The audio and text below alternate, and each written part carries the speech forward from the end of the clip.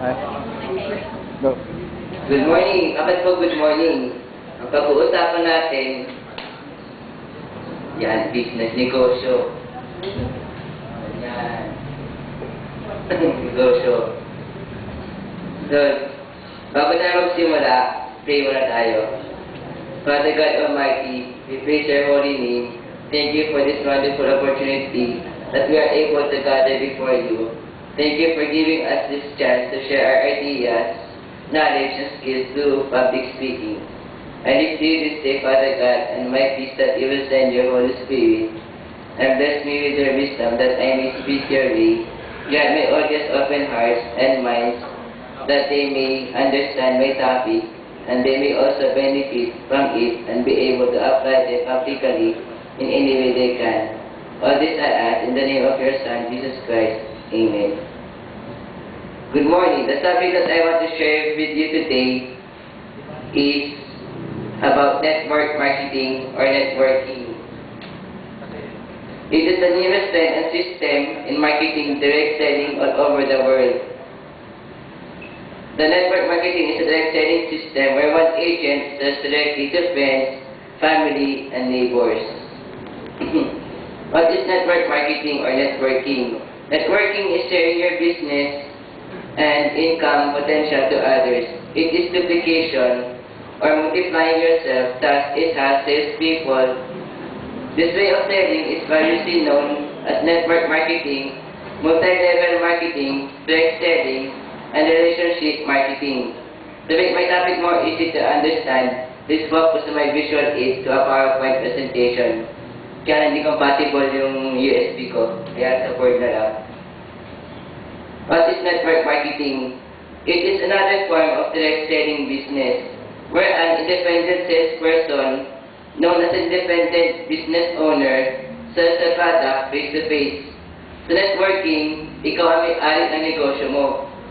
Ang tindahan ang lalapit sa iyo. Ayan. In networking, you build your own team of independent salespeople known as your downline. In networking, you are encouraged to share the business to other people. Ang tawag doon, law of leverage. The powerful system of multiplying your time, knowledge, and skills to others.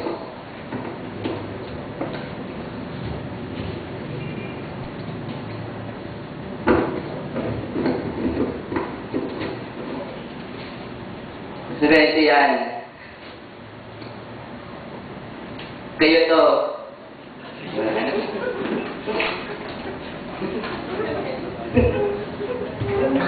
Ayan, kayo to. Ngayon, nag-invite kayo ng lima.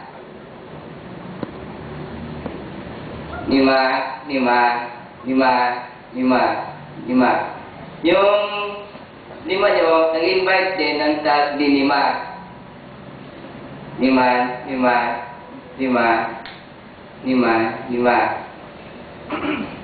Then, your downline will earn commissions and bonuses on their own. Your downline will earn commissions and bonuses on their sales or the products they buy. Yung downline mo, kumikita sila sa produkto binibili nila, kaya sa mga binibenta nila. Sabi ni John Paul Getty, I'd rather earn 1% from the effort of 100 people rather than earning 100% from my own effort.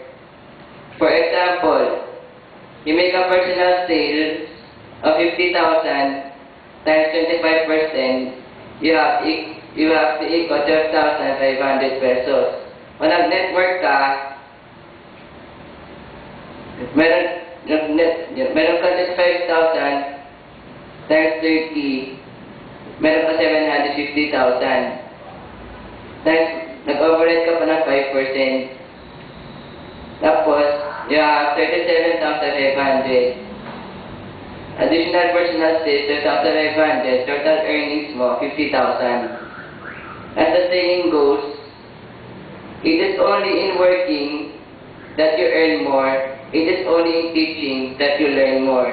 It is only in giving that you receive more. it is only in sharing that you gain more. Kaya positively apply this system in evangelism. God said in Genesis 1:28, go and multiply. Tapos 28:18, go to the people of all nations and make them my disciples. Matthew 28:18. Share the good news, build the empire of the Lord.